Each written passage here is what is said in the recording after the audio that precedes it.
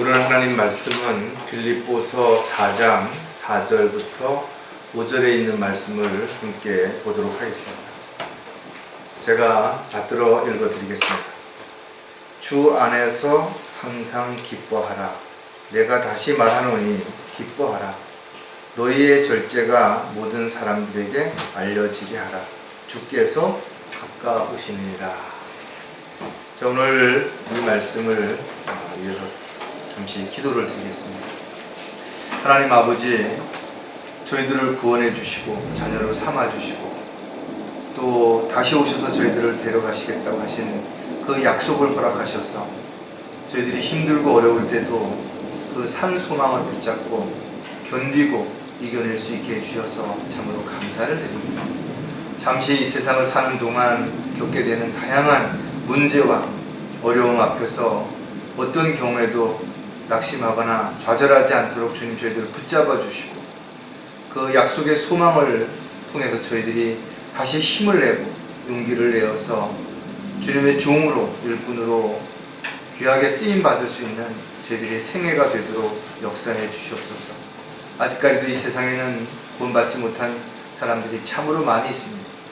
그러나 코로나로 인해서 저희들이 사람들을 잘 만나는 그런 일들을 하지 못하는 그런 어려운 가운데 있지만 주님 지혜를 주시고 또 환경과 여건들을 조성해 주셔서 주님 맡겨주신 일들을 잘 감당할 수 있다가 주님 만날 수 있도록 주님 도와주시옵소서. 특히 여러 가지 어려움에 처한 지체들을 기억하셔서 주님의 방법으로 해결해 주시고 또 도와주시고 보살펴 주셔서 어떠한 상황에서도 믿음을 굳건히 잘 지킬 수 있도록 주님 함께해 주시옵소서.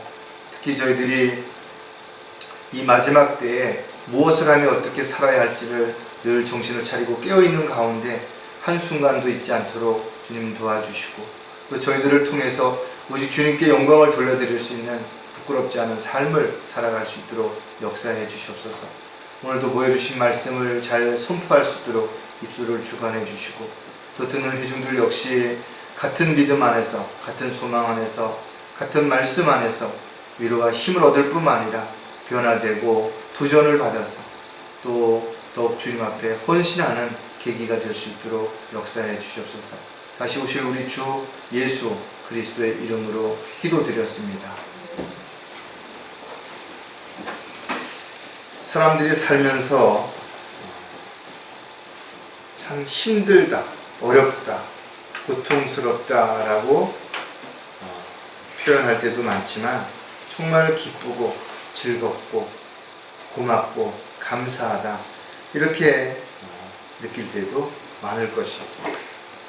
하지만 더 좋은 것, 더 새로운 것, 더 많은 것들을 갈구하는 욕심이 크다 보면 자신에게 주어진 것에 어떤 것도 만족하지 못하게 되고 결국은 불평하고 원망하고 남을 탓하며 살 수밖에 없게 되는 것입니다. 한마디로 말해서 욕심을 버리지 않는 한 누구도 기뻐할 수도 감사할 수도 없는 삶이 될 수밖에 없다라는 것. 우리가 살다가 누군가에게 참 좋은 말을 들었을 때, 또 좋은 소식을 들었을 때, 위로와 격려의 말을 들었을 때 기쁘죠. 또 힘이 납니다. 또 새로운 용기를 낼 수도 있을 것입니다. 처음 보지만 지나가다가 어린아이의 그 해맑은 웃음을 보면 마음속에 있던 여러 가지 찌꺼기들이 제거되는 그런 정말 환한 웃음을 낼 수 있는 계기가 될 수도 있을 것입니다. 사람이 밝게 웃는다라는 것은 참 큰 에너지가 되고 또 활력소가 될 수도 있을 것입니다. 환하게 자주 웃는 사람들은 큰 주름이 생기지 않는다고 합니다. 왜냐하면 얼굴에 많은 근육들이 자연스럽게 움직이기 때문에 그렇다라는 거예요. 또 자신이 웃는 것으로 자신의 마음이 편안하고 행복한 것을 넘어서 자신을 보는 다른 사람들도 위로가 되고 힘이 되고 격려가 될 수 있기 때문에 웃음이야말로 어떤 화장품보다도 가장 그 사람을 아름답게 만드는 묘약이다 이렇게 말할 수도 있을 것입니다. 하지만 자신이 기쁜 그런 삶을 살고는 싶지만 또 그렇게 살기 위해서는 많은 희생과 노력이 뒤따라야 되겠죠. 하지만 옛 성품을 가지고 있는 사람들은 누군가가 자신을 기쁘게 해주기를 원하면서도 자신이 누군가를 기쁘게 하는 삶을 살고자 하는 마음은 많지 않다라는 것이죠. 그러다 보니까 결과적으로는 자신이 기뻐하고 감사하고 고마워하는 마음이 충만하지 못한 채 불평하는 삶을 살아갈 수밖에 없는 것이죠. 오늘 본문은 우리에게 항상 기뻐하라 이렇게 분명하게 말씀하고 있다면 우리가 어떻게 하면 항상 기뻐할 수 있는가? 또 항상 기뻐해야 할 대상들은 어떤 사람들인가를 한 번쯤 생각을 해봐야 될 것입니다. 오늘 설교 제목은 항상 기뻐하며 항상 기쁘게 살아야 하는 그리스도인들이라 하는 제목을 가지고 한번 생각을 해보려고 합니다. 여러분은 언제 어떤 일로 인해서 기쁘신 것인가요? 사람들은 대상에 따라서, 장소에 따라서, 또 목적에 따라서, 또 방법에 따라, 이유에 따라서 기뻐하는 것들이 다르죠. 그래서 내가 기쁘다고 해서 상대방도 기쁠 것이라고 생각해서는 안 된다는 것이죠. 또 상대방이 자기가 기쁘다고 말한다고 해서 내가 기뻐지는 것도 아닐 수 있다는 것도 생각해 본다면 서로의 입장이 다르고 또 서로의 처한 환경이 다를 때 우리는 그런 부분에서 나와 다르다고 해서 틀린 것이 아니고 또 내가 표현하는 것을 그 사람이 맞장구를 쳐준다고 해서 다 이해하고 공감하는 것도 아니라는 것도 우리가 생각을 한다 보면 조금 더 우리가 어떻게 살아야 할지 또 자신은 어떤 마음으로 살아가게 되어야 될지를 생각할 수 있게 될 것이에요. 우리가 항상 기뻐할 수 있는 답을 성경은 정확하게 제시하고 있는데 주 안에서 항상 기뻐하라는 것이죠. 다시 말해서 주 안에 있지 않다면 기뻐할 수 없다라는 겁니다. 세상적인 어떤 기쁨들은 잠시 기뻐할 수는 있지만 그것이 늘 항상 기쁘게 할 수 있는 활력소가 될 수는 없기 때문에 그렇다라는 거죠. 따라서 이 오늘 본문의 말씀은 세상 사람들, 즉 믿지 않는 사람들에게 주시는 말씀이 아니라 바로 예수 그리스도를 믿고 구원받고 하나님의 자녀가 된 사람들, 즉 주 안에서 성도라고 불림을 받는 그런 사람들에게 주는 바로 사도 바울의 권면이라고 본다면 우리 역시 이 말씀에 따라서 항상 기뻐하며 살아가는 그런 삶이 지속되어야 될 것입니다. 따라서 그리스도인들이 항상 기뻐할 수 있는 비결이 무엇인지를 알았다면 우리가 늘 주 안에 있는지 아니면 자신의 뜻과 계획들을 세우기 위해서 주님 바깥에서 또 주님이 인도하시는 길을 벗어나서 무언가를 추구하고 계획하고 있지 않는지를 한번 또 점검해 볼 필요가 있죠. 성경은 우리에게 육신을 위한 계획들을 세우려고 하지 말라는 것이죠. 즉 물론 그렇다고 해서 그럼 우리가 어떤 것도 고민하지 않고 어떤 것도 준비하지 않고 그냥 되는 대로 살아라 그런 말이 아니라 우리가 어떤 계획을 세우든 늘 주 안에서 기도하고 주님의 뜻과 계획 가운데서 그렇게 실행해가는 삶을 살아갈 때 주님께서는 우리에게 지혜를 주실 뿐만 아니라 바른 길로 반드시 인도해 주실 것이라는 것이죠. 따라서 저와 여러분이 가장 먼저 하나님을 정말 기쁘시게 해드리는 그런 삶을 살아간다면 내 자신도 기뻐할 수 있는 것이고 또 내가 기쁨으로 충만하다면 또 주변에 있는 다양한 사람들도 기쁘게 해드릴 수 있는 그런 주님의 도구요 일꾼으로 살아갈 수 있게 된다는 사실들을 우리가 다시 한번 점검하는 차원에서 몇 가지를 생각을 해볼 것입니다. 항상 기쁘게 살아야 하는 그리스도인들은 첫 번째, 사람들을 기쁘게 해야 한다는 것이죠. 우리가 단지 사람들을 즐겁게 하기 위해서 그 사람들을 기쁘게 하려고 한다면 여전히 우리는 하나님의 뜻과 계획 안에 있지 않는 것이죠. 하지만 사람들을 기쁘게 해야 하는 이유가 단지 그 사람들에게 잘 보이고 그 사람들에게 인정을 받기 위해서가 아니라 그들을 주님이 원하시는 구원받는 또 하나님의 자녀가 되어서 신실한 하나님의 일꾼으로 될 수 있는 그런 계기를 만들기 위해서는 우리가 사람들을 사랑하는 마음, 원수까지도 사랑하는 마음을 가지고 분명히 살아야 할 것입니다. 세상에도 보면 참 어렵고 힘든 사람들을 도와주는 독지가도 있죠. 열심히 돈 벌어서 그 자신의 이룬 그 돈들을 가지고 기부하고 또 어려운 사람들을 도와주는 자선 사업가들도 많이 있습니다. 뿐만 아니라 스스로 사람들을 위해서 봉사하는 그런 단체들도 많이 있고 또 그런 곳에서 열심을 내는 그런 사람들도 참으로 많이 있습니다.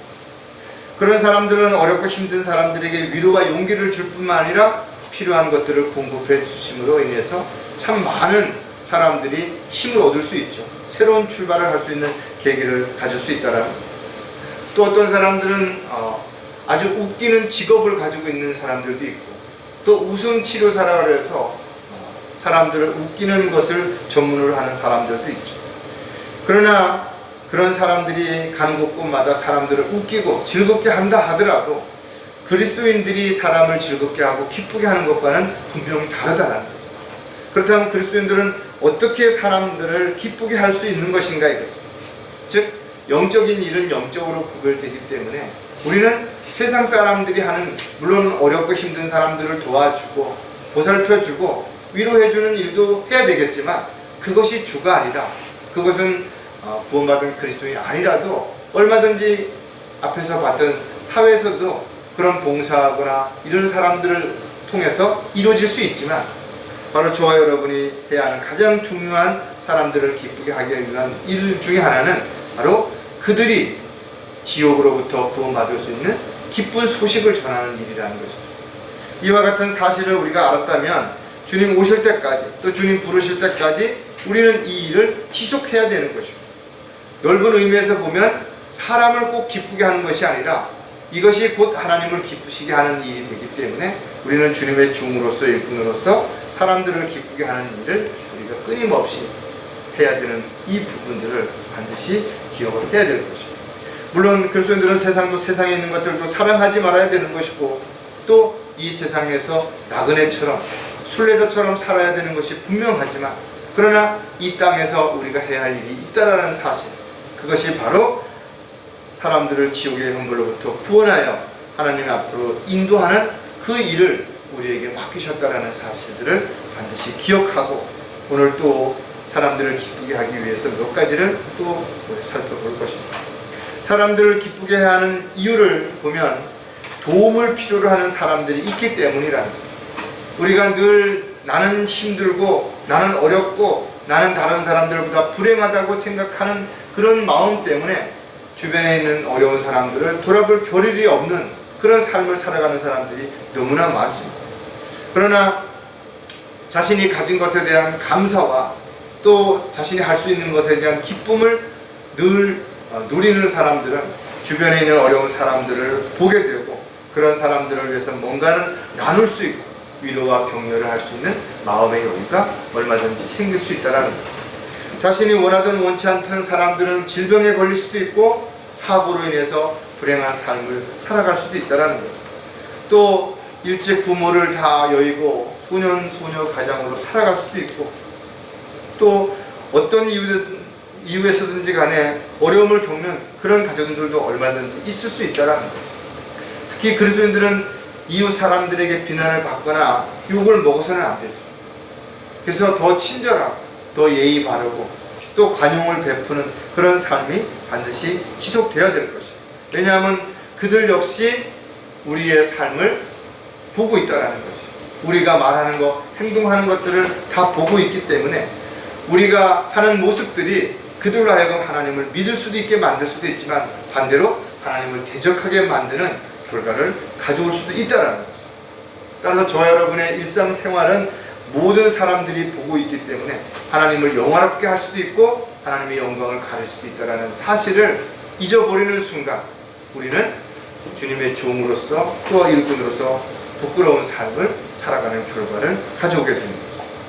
로마서 15장 2절에 보면 우리 가운데 각 사람은 선을 위하여 자기 이웃을 기쁘게 하고 세워주자 하는데 어떻게 보면 예수님께서 제자들에게 주신 새 계명을 보면 여기에도 동일한 내용이 있는데 마음을 다하고 정성, 지성을 다하고 혼을 다하고 힘을 다하여 그분을 사랑하고 또 이웃을 내 자신과 같이 사랑하라는 것은 모든 번제의 희생제보다 더 크다.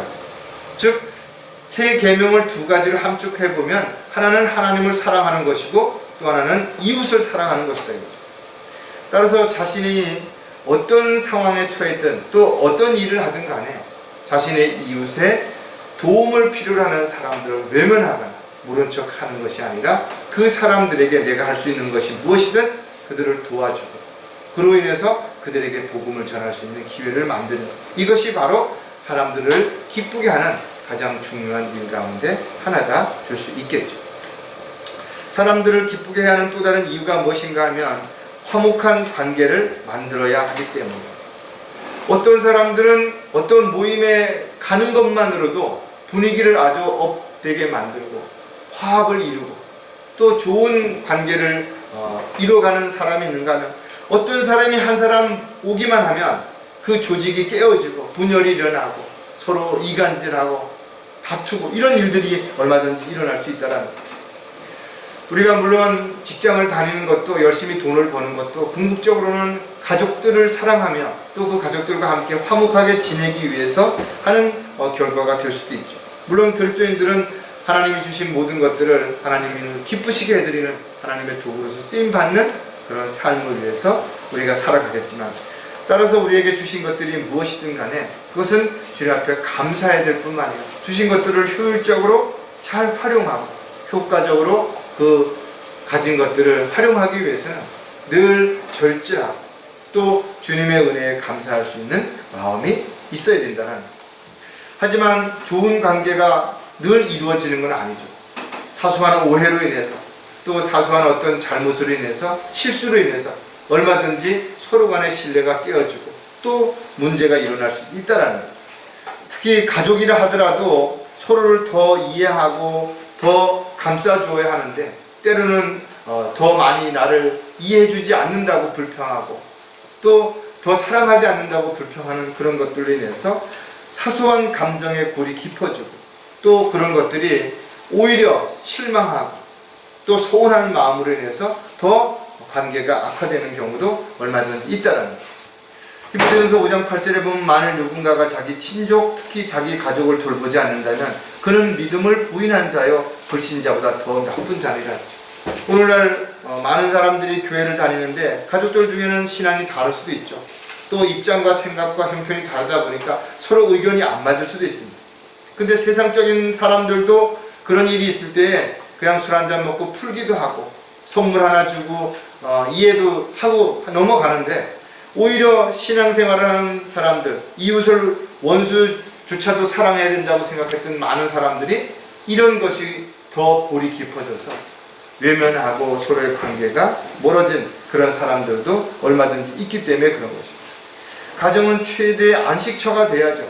또 직장은 자신의 삶에 있어서 많은 것들을 공급해주는 유일한 물질의 근본이 되기 때문에 아주 감사해야 되는데도 불구하고 오히려 동료들과 또 가족들과의 관계가 점점 멀어져서 어려움을 처해 있는 그런 사람들도 얼마든지 있기 때문에 특히 그리스도인들은 자신이 어떤 직장에 다니든 주님께서 우리에게 가르쳐 주신 것처럼 죽게 하든 함부로 업신여기거나 무시하지만 또 자신이 어떤 어려운 상황이라든지 부족한 부분이 있다고 해서 사람들을 시기하고 원망하지 말고 오히려 감사하는 마음으로 최선을 다하다 보면 그 모든 것들이 결국은 언젠가는 하나님의 영광을 드러내는 결과로 자기가 쓰임받을 수도 있다는 생각을 갖게 된다면 먼저 자신이 손을 내밀고 또 먼저 이해하고 배려하는 마음을 가지고 손해를 보고 어려움을 겪는다 하더라도 우리가 그리스도인이라는 사실,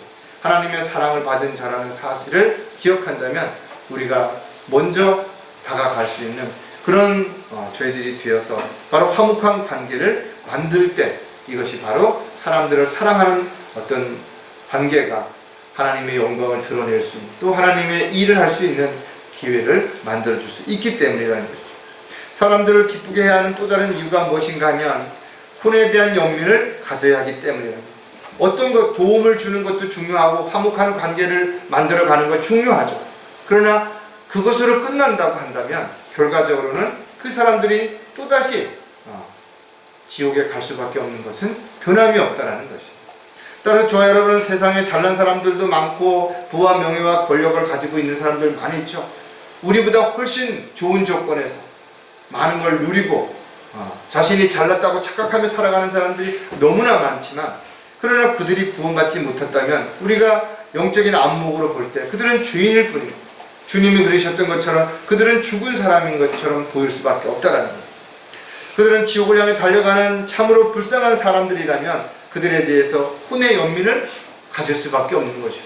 그들이 서운하게 했다고 해서 좀 자신에게 냉대한다 하더라도 그들을 외면할 수 없는 이유가 그들이 어디로 가는지, 또 그들이 가서 어떤 고통을 받게 될지를 알기 때문에 우리는 절대로 포기할 수 없고 또 외면할 수 없는, 그것이 우리가 그 이웃을, 주변 사람들을 사랑해야 하는 가장 큰 이유 중에 하나라는 것이죠. 에베소서 2장 3절에 보면 그들 가운데서 우리 모두가 이전에는 우리 육신의 정욕대로 행하였으며 육신과 마음의 욕망을 이루어 다른 자들과 마찬가지로 본래 진노의 자녀였느니라. 사도 바울의 고백처럼 저와 여러분도 구원받기 전에는 그들과 다른 게 없었다 이거죠. 세상에서 잘난 척하고 자기 가진 거 자랑하고 자기보다 못한 사람들을 업신여기고 그런 마음이 표현은 안 했다 하더라도 내면 깊숙이는 누구에게나 있었을 것이라 이거죠.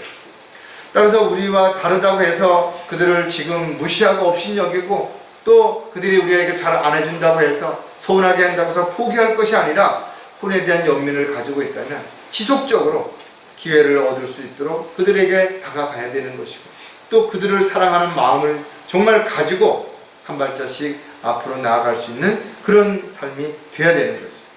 어떤 이유로든지 간에 사람들과의 관계가 인색하고 야박하고 또 늘 그들을 대할 때 찡그린 얼굴이라든지 또 불평과 불만이 가득한 그런 모습들을 보여주게 된다면 결과적으로는 그들에게 복음을 전할 수 있는 기회를 줄 수 없는 그런 하나님의 도구로, 일꾼으로서 쓰임 받을 수 없는 계기가 되기 때문에 그렇다라는 거죠. 가능한 너희 편에서는 모든 사람과 더불어 화목하게 지내라. 이것이 사도 바울이 로마인들에게 주는 본면의 말씀인 것처럼 우리 역시 마찬가지로 할 수만 있다면 사람들과 화목하게 지내야 되는 거죠. 조금 서운하고 조금 뭔가 마음에 안 들어도 그런 사람들과에도 아부하고 또 억지로 막 가식적인 행동을 하라는 것이 아니라 그들에게 화목하게 지냄으로 인해서 복음을 전할 수 있는 기회를 반드시 만들어서 주님이 맡겨주신 일들을 마지막 때에 잘 감당할 수 있는 저와 여러분이 되시길 바랍니다. 항상 기쁘게 살아야 하는 그리스도인들은 두 번째, 자신이 스스로 기뻐해야 한다는 것이죠. 어떤 사람들은 다른 사람들을 기쁘게 하기 위해서는 참 애를 쓰고 열심을 하는데 자기 자신은 잘 돌보지 않는 사람들이 있다는 거예요. 구원받은 이후에 가장 먼저 변하는 것은 어떻게 보면 자신보다 다른 사람 위해 살아야 되겠다라는 그런 마음을 갖게 되는 건 지극히 당연한 것입니다. 왜냐하면 벌레만도 못한 자신을 위해서 십자가의 피를 죽으셨다가 부활하신 예수 그리스도를 믿게 되었고 그분의 사랑을 받았기 때문에 당연한 것이에요.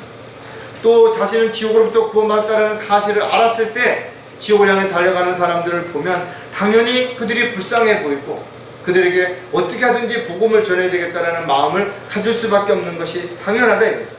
그래서 어떻게 보면 처음에는 잘 참고 기다리기도 하고 또 이해하고 배려하려고 하는 마음도 갖죠. 그러나 시간이 점점 지나면서 자신의 믿음이 흔들리고 또 자신이 어려워지고 그러다 보면 오히려 그런 것들이 점점 식어지고 시들해지고 그래서 그런 사람들을 보면서도 그래 될 대로 되라 이렇게 포기하는, 외면하는 그런 일들이 얼마든지 일어날 수 있기 때문에 그렇다라는 거죠. 따라서 저와 여러분은 이웃을 사랑해야 되는 이유 중에 하나가 내 자신을 사랑하는 것 같이 그들이 우리처럼 영원한 지옥의 형벌부터 구원받고 하나님의 자녀가 되어서 정말 주님을 기쁘시게 해드릴 수 있는 그런 삶을 살다가 주님을 만났으면 얼마나 좋겠습니까? 이런 마음으로 우리가 끊임없이 그들을 바라보고 또 그들을 바라보는 그 마음이 우리가 정말 자신을 주님 안에서 사랑하는 마음으로부터 우러나서 기쁨으로 그렇게 하는 것인가가 늘 반드시 점검이 되어야 될 것이죠. 특히 우리가 우리 자신을 사랑해야 하는 이유를 오해할 수도 있겠죠. 그러나 우리가 우리 자신을 사랑해야 되는 이유는 바로 주님께서 우리의 몸을 핏값으로 사셔서 주님의 종으로 삼으셨기 때문에 그렇다는 거예요. 고린도전서 6장 19절 20절에 보면 또한 너희 몸은 너희가 하나님으로부터 받은 바 너희 안에 계신 성령의 전인 것을 알지 못하느냐? 너희는 너희 자신의 것이 아니니라. 너희는 값을 치르고 산 것이니 그러므로 하나님의 것인 너희 몸과 너희 영으로 하나님께 영광을 돌리라. 우리는 우리의 것이 아니라 우리의 몸을 이미 주님께서 핏값으로 사셔서 주님의 것이라는 거죠. 따라서 우리는 몸과 혼과 영으로 오직 주님을 기쁘시게 해드리는 주님의 종요 일꾼에 불과한 것이기 때문에 자신의 권리를 주장하고 자신을 사랑하는 그런 마음이 육신적인 것보다는 주님의 몸이기 때문에, 주님의 일꾼이기 때문에, 주님의 일을 해야 되기 때문에 주님을 사랑하는 그런 마음을 가지고 분명하게 살아야 될 것입니다. 단지 이 세상에서 잘 먹고 잘 살기 위해서 또 자신을 더 육신을 소중히 여기고 자랑하기 위해서 사랑하라는 그런 말이 아니라 오히려 저와 여러분은 이 세상에서는 나그네처럼 살아야 되죠. 하나님을 정말 아버지라고 부른다면 두려움 가운데 지내야 되는 것이죠. 그러기 위해서는 만일 그리스도 안에서 우리가 바라는 것이 오직 이생뿐이라면 우리는 모든 사람 가운데서 가장 비참한 사람이 되죠. 우리가 이 세상에서의 어떤 목적만을 가지고 살아간다면 가장 비참한 사람이 되는 것이죠. 그러나 우리 자신을 사랑하는 마음이 주님의 영광을 위해서, 주님 맡겨주신 일들을 위해서 그 몸을 사랑하고 또 주님을 위해서 흠 없이 티 없이 그렇게 잘 유지해야 되는 것이라면 그것이 곧 주님께 영광을 돌려드리는 삶이기 때문에 그렇다라는 겁니다. 모든 사람들에게 삶은 기쁨과 즐거움만 있는 것이 아니라 때로는 다양한 문제와 고통과 아픔도 얼마든지 있을 수 있는데 그럼에도 불구하고 주님께서 우리에게 항상 기뻐하라고 말씀하셨다면 우리가 항상 기뻐할 수 있는 이유도 항상 기뻐할 수 있는 방법도 반드시 주님께서 허락하시고 또 인도해 주실 것이 분명하다라는 거예요. 그것이 바로 우리가 주 안에 있을 때 그렇게 될 수 있다라는 거죠. 자, 그렇다면 자신이 기뻐해야 하는 또 이유를 몇 가지 생각해 보면 진리의 지식으로 성장했기 때문에 우리는 스스로 기뻐할 수 있다라는 거죠. 즉 하나님을 모르고 하나님의 약속을 모른다면 현실에 처해 있는 상황이 또 현실이 우리에게 어떤 어려움을 줄 때 어떻게 기뻐할 수 있겠냐라는 것이죠. 오히려 하나님을 믿고 구원받은 그리스도인들은 이 세상을 살아가는 동안 더 많이 힘들고 더 많이 어려울 수도 있기 때문에 우리가 주 안에서 하나님의 약속을 붙잡고 있지 않는다면 우리 역시 낙담하고 좌절할 수밖에 없다라는 거죠. 따라서 우리가 하나님의 말씀을 통해서 진리의 지식으로 성장해 갈 때 우리는 많은 것들을 알게 되죠. 그리고 그 말씀이 우리에게 지난번 설교에서 봤던 것처럼 영향을 줄 수 있는 그런 힘을 제공할 수 있기 때문에 우리는 그 말씀이 꿀처럼 달기도 하고 또 우리의 잘못된 것들을 완전히 깨뜨려서 제거하고 새롭게 할 수 있는 계기가 되기 때문에 진리의 지식으로 자랄 때 우리는 주님의 도구로 쓰임받을 수 있게 됩니다. 디모데전서 4장 6절에 보면 내가 이런 것들을 형제들에게 깨우쳐 준다면 너는 내가 따르는 믿음의 말씀과 좋은 교리로 양육을 받아 예수 그리스도의 훌륭한 일꾼이 되리라. 분명히 우리에게 가르쳐 주신 것처럼 우리가 하나님의 말씀을 공부하지 않으면 훌륭한 일꾼으로 쓰임 받을 수가 없게 되는 것이에요. 그래서 하나님의 말씀을 정확하게 잘 나누어서 공부했을 때 부끄럽지 않은 일꾼으로 주님이 원하시는 삶을 살아갈 수 있다. 그렇게 되기 위해서 우리는 진리의 지식을 공부하는 것이고 또 주님께서 가장 원하시는 것 중에 하나가 바로 구원받은 모든 사람들이 진리의 지식에 이르기를 원하시기 때문에 우리는 모두 장성한 분량이 되어서 주님을 기쁘시게 해드리는 삶을 살 수 있도록 영적으로 성장하게 되면 자신이 얼마나 소중한지 얼마나 감사한지를 알게 되기 때문에 스스로 기뻐할 수 있는 결과를 가져올 수 있게 됩니다. 자신이 스스로 기뻐해야 하는 또 다른 이유가 무엇인가 하면 만족할 수 있는 법을 배웠기 때문이라는 것이죠. 사람들이 무엇인가를 바라기 시작하면 서운한 것도 많고 또 그로 인해서 상대가 마음에 들지 않는 부분들도 많이 있죠. 그러나 실질적으로 있는 그대로를 받아들이게 된다면 또 부족한 점을 발견했을 때 이것은 내가 채워줘야 되겠구나. 또 어떤 어려운 부분들이 있다면 내가 도와줘야 되겠구나. 불평하거나 원망하기보다는 오히려 사랑하는 마음으로 더 많은 부분들을 배려할 수 있게 된다는 거죠.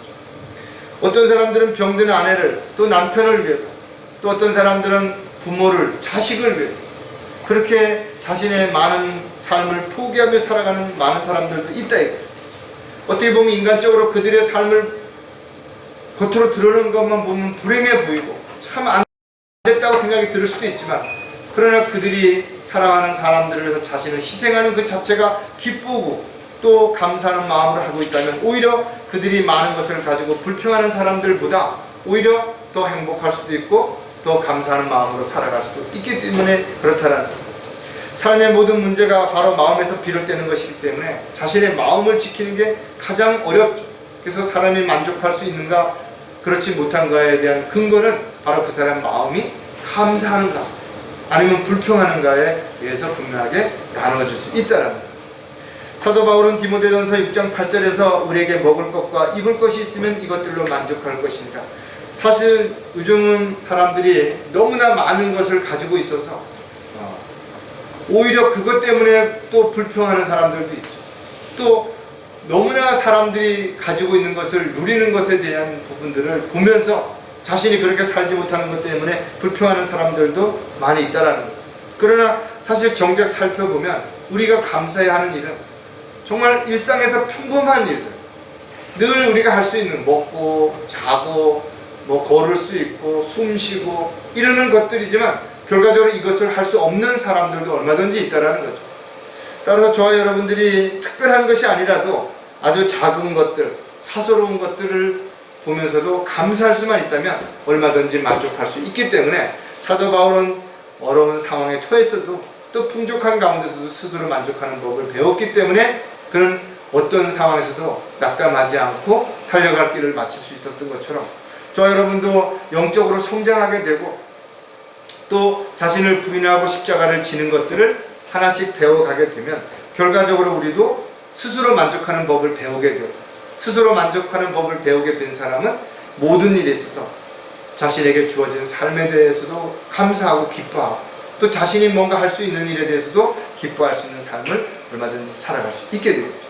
또 히브리 기자가 우리에게 주시는 권면의 말씀을, 너희는 너희의 생활 방식에 탐욕이 없도록 하고 현재 가진 것들로 만족하라, 이 말씀이 마음에 와 닿고 그대로 그래 정말 내가 작은 것에도 만족할 수 있고 생활 방식에 탐욕이 없도록 정말 절제하고 이렇게 살 수 있고 하는 것들이 스스로를 더욱더 만족하게 만드는 결과를 가져올 수도 있게 될 것입니다.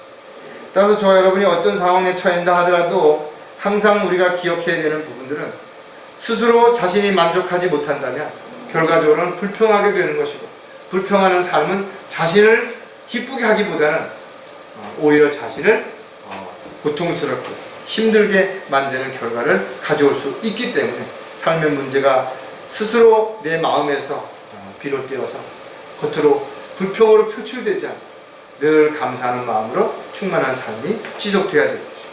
자신이 스스로 기뻐해야 하는 또 다른 이유는 얼마나 존귀한 존재인지 알았기 때문이라는 거죠. 사람들은 어느 날 하루아침에 유명한 사람이 될 수도 있어요. 어느 날 자신이 부른 노래가 떠서 유명한 가수가 될 수도 있고, 또 어떤 유명한 사람의 눈에 들어서 자신의 작품이 팔림으로 인해서 하루아침에 숨겨놓았던 수많은 작품들이 고가에 팔리기도 하는 이런 일들이 있죠. 그러다 보니까 지금 어떤 유명 화가의 작품 하나가 수십억에 가는 이런 일들이 일어난다. 또 스포츠 선수 한 사람의 몸값이 수백억이 넘는다 이거죠. 그러나 구원받은 그리스도인들의 몸을, 그리스도인들의 삶을 어떻게 가치로 평가할 수 있겠냐라는 거예요. 하나님이 만든 그런 작품, 바로 저와 여러분은 특별한 목적을 가지고 만드셨는데 그 작품을 누가 값을 먹일 수 있겠냐라는 것이, 또 주님께서 비록 작은 일이라도 우리에게 어떤 일을 맡기셨다면 그 일을 누가 평가할 수 있고 그 일에 대한 결과에 대해서 누가 가치를 먹일 수 있겠냐라는 것이, 이것을 우리가 알게 된다면 자신이 얼마나 존귀한 존재인지 알게 되는 것이고, 자신이 존귀한 존재라는 걸 알게 된다면 자신에게 어떤 자존감은 반드시 높아질 수 있고, 또 자존감이 높은 사람들은 사람들을 보면서 비교하거나 자신을 함부로 평가하는 그런 어리석은 자가 되지 않을 수 있다라는 것. 시편 49편 20절에 보면 사람이 존귀에 처해 있어도 깨닫지 못하면 멸망하는 짐승 들고 가고, 명예가 있고 권력을 가지고 있어도 자신이 어떤 존재인지 모르면 그 하찮은 권력이나 명예를 가지고 오히려 사람들을 억압하고 사람들을 거짓말을 속이고 이런 사람들이 얼마나 많은 것인가. 자신이 어떤 존재인지 모르는 사람들은 결과적으로 짐승들처럼 먹고 마시고 즐기는데 급급할 뿐이라는 것입니다. 따라서 세상 사람들은 자신의 능력, 지식, 경험 그 어떤 것으로도 할 수 없는 그런 상황에 빠지게 되면 절망하죠. 낙담한 것이에요. 하지만 저와 여러분처럼 구원받은 그리스도인들은 오히려 힘들고 어려운 상황에 처해졌을 때 무릎을 꿇을 수 있고, 또 주님 앞에 기도함으로 인해서 그 문제가 해결됐을 때 오히려 놀라우신 주님의 은혜와 사랑을 더 깊이 깨달을 수 있는 결과를 가져온다는 것. 따라서 성령님을 통해 인도함을 받을 때 우리는 보호 아래 살 수가 있는 것이고, 또 주님께서 우리의 필요를 공급해 주신다는 약속을 믿고 나갈 때 우리는 앞으로 일어날 일들을 미리 염려하고 걱정할 필요가 없다라는 것. 특히 우리에게는 기도의 특권을 주셨다는 사실들을 기억한다면 어떤 상황에서도 낙담하기 전에 무릎을 꿇는 그런 저와 여러분이 될 수 있기에, 자신이 얼마나 대단한 존재인지, 얼마나 특별한 신분을 가지고 있는지, 얼마나 귀한 약속을 가지고 있는지를 스스로 알게 될 때 자신이 얼마나 소중하고 얼마나 감사해야 될지 기뻐할 수밖에 없는 분명한 이유가 여기에 있다라는 것. 항상 기쁘게 살아야 하는 그리스도인들은 마지막으로 주님을 기쁘시게 해드려야 한다는 것이죠. 사람들을 기쁘게 하는 것도 중요한 일이고 자기 자신을 기쁘게 하는 일도 중요한 일이죠. 그러나 가장 중요한 일은 바로 하나님을 기쁘시게 해드리는 삶을 살아야 한다는 거죠. 또 반대로 보면 하나님을 기쁘시게 해드리는 삶을 살아가는 사람들은 자신을 기쁘게 해드릴 수 있고 또 사람들을 기쁘게 할 수 있는 그런 삶을 살아가는 신실한 그리스도인들의 삶이 될 수 있다는 거예요.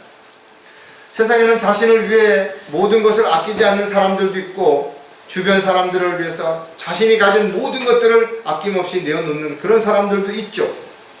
그러나 그런 사람들이라 하더라도 아무리 자신을 혹사시키고 또 자신이 가진 것을 아낌없이 나눠줬다 하더라도 그들이 하나님을 모른다면, 또 구원받은 사실이 없다면 그들의 삶은 이 눈 깜짝하는 이 세상에서의 삶으로 끝이 나게 된다는 거죠. 하지만 저와 여러분은 구원받은 이후에 비록 세상 사람들보다 많은 것이 부족하다 하더라도 영과 진리로 하나님 앞에 경배를 드릴 수 있는 가장 귀중한 가치 있는 일이 무엇인지를 알았고, 또 그 일을 하는 사람들이에요. 자신의 뜻과 계획을 세우기 위해서가 아니라 주님의 뜻과 계획을 위해서 자신을 오히려 부인하고 십자가를 지는 삶을 살아간다 이거죠. 복음을 전파하고 진리를 증거하는 일, 이 일들 아무나 할 수 있는 일 아니죠. 하고 싶다고 해서 할 수 있는 일이 아니라 마지막 시대에 주님께서 우리를 부르시고 우리에게 그것을 할 수 있는 길을 열어주셨고 능력을 주셨기 때문에 그것이 가능한 것이라는 거죠. 따라서 그리스도인들은 날마다 자신의 삶을 통해서 하나님을 기쁘시게 해드리는 그런 어떤 열매들로 입증을 해야 되는 것이죠.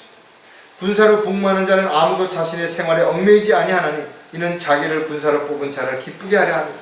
우리가 육신적인 일로 인해서 직업을 가지고 있고 또 일을 하고 있지만, 그러나 우리가 여기에 얽매여서는 안 된다는 것이죠.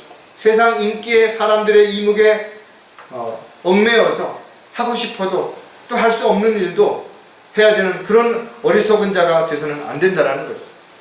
따라서 언제 어디서 무엇을 하든지 우리는 하나님의 자녀라는 일꾼이라는 사실을 기억하고 있다면, 우리가 직장생활을 하든 사회생활을 하든 어떤 입장에 있든지 간에 우리는 결과적으로는 주님을 기쁘시게 해드리는 삶을 살아가기 위해서 자신을 내어드릴 수 있는 그런 삶이 지속적으로 일어날 때 주님 오시면 우리는 모두 잘했다고 칭찬을 들을 수 있는 결과가 우리에게 주어지게 될 것이죠.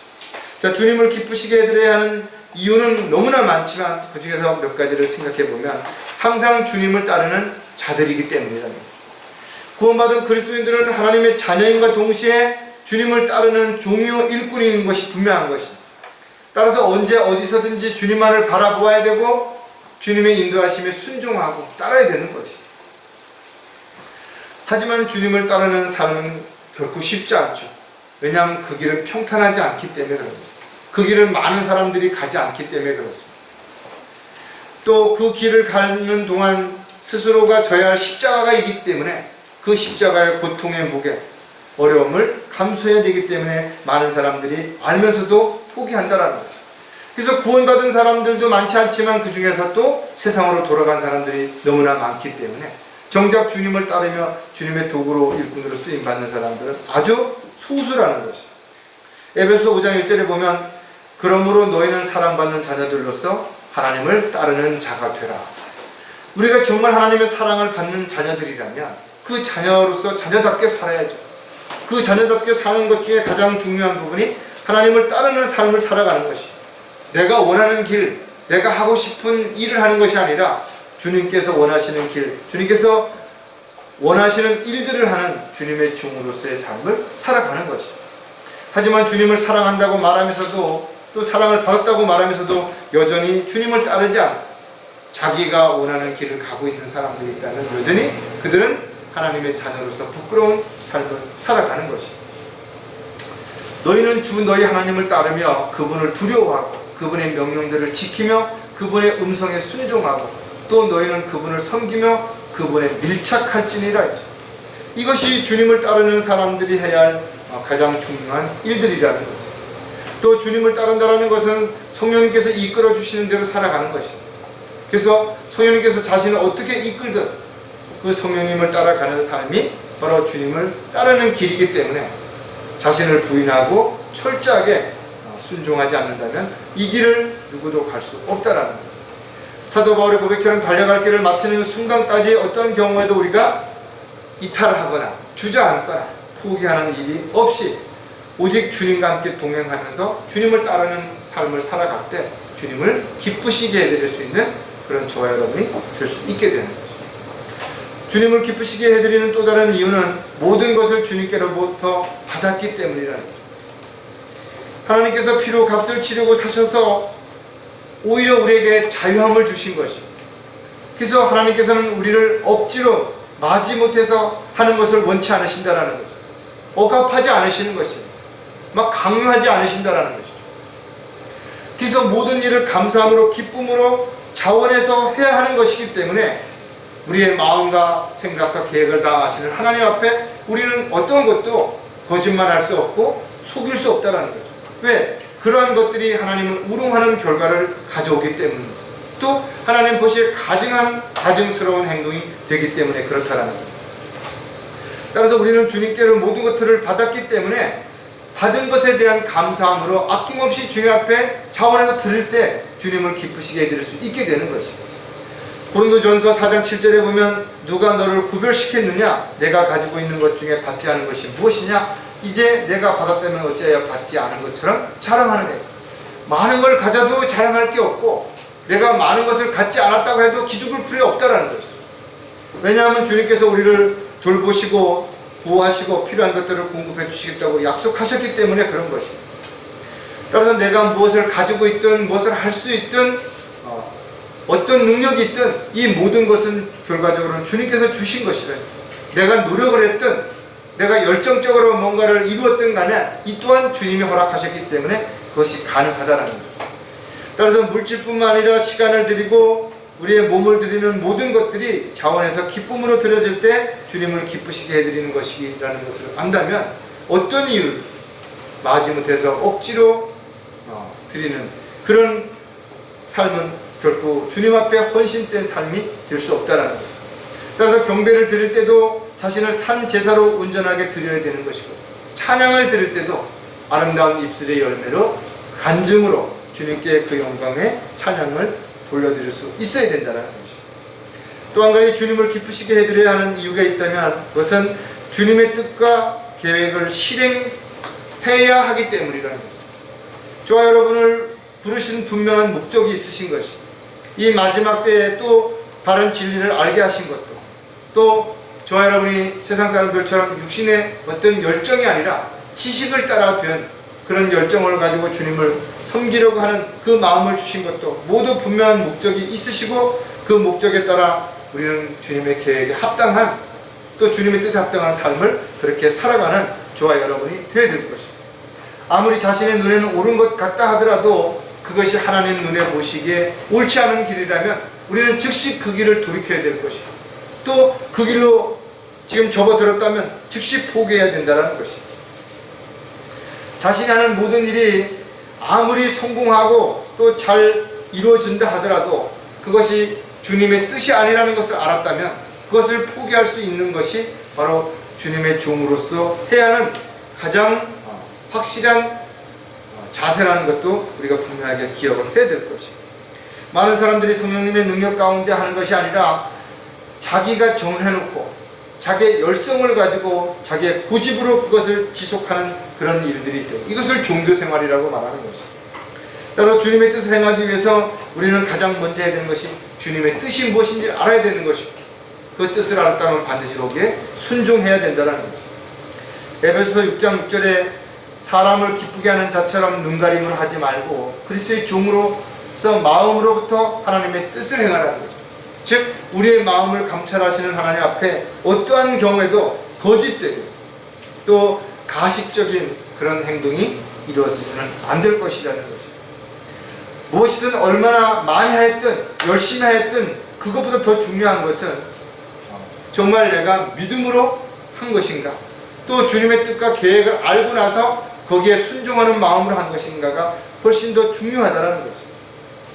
따라서 자신을 드러내기 위해서 어떤 행동이나 말을 했다는 것은 사람들을 속일 수도 있고 인정받을 수도 있겠죠. 그러나 우리가 그리스도의 심판상 앞에 서는 날 이 모든 것들은 다 나무나 부르트기처럼 다 불타 없어지게 될 것이라는 것이죠. 따라서 저와 여러분은 내 뜻이 아니라 주님의 뜻이 무엇인지를 분명히 알아야 되고, 또 주님의 계획이 무엇인지를 끊임없이 물어보는 가운데 주님과 동행하는 삶을 통해서 주님이 기뻐하시는 그런 삶을 살아가는 저와 여러분이 되어야 될 것입니다. 따라서 저와 여러분이 주님을 정말 기쁘시게 해드리는 그런 삶을 살기 위해서 자신을 온전히 주님 앞에 내어드릴 수만 있다면 자신이 스스로 만족하는 사도 바울처럼 스스로를 사랑하게 될 것이고, 또 기쁘게 만들 것이고, 더 나아가서는 이웃을, 원수조차도 사랑하고 그들을 주님께로 이겨올 수 있는 도구로 쓰임받을 수 있는 저와 여러분이 될 수 있을 것을 우리가 기억하는 저와 여러분이 되시기를 다시 한번 부탁을 드리시겠습니다. 기도하겠습니다. 하나님 아버지, 저희들을 구원해 주셔서 감사를 드립니다. 또 하나님의 약속을 믿고 주님 다시 오심을 소망 가운데 기다릴 수 있게 해주셔서 감사를 드립니다. 오늘 본문의 말씀처럼 이와 같이 영원한 생명의 영생을 가지고 하나님의 자녀로서 살아갈 수 있다면 비록 힘들고 어렵고 고통스럽고 또 시련과 역경이 닥친다 하더라도 오히려 주 안에서 항상 기뻐할 수 있는 그런 형제 자매들이 될 수 있도록 주님 복 주시고, 또 저희들이 그런 삶을 지속적으로 살면서 주님 원하시는 도구로 일꾼으로 쓰임받을 수 있도록 도와주시옵소서. 다시 오실 우리 주 예수 그리스도의 이름으로 기도드렸습니다.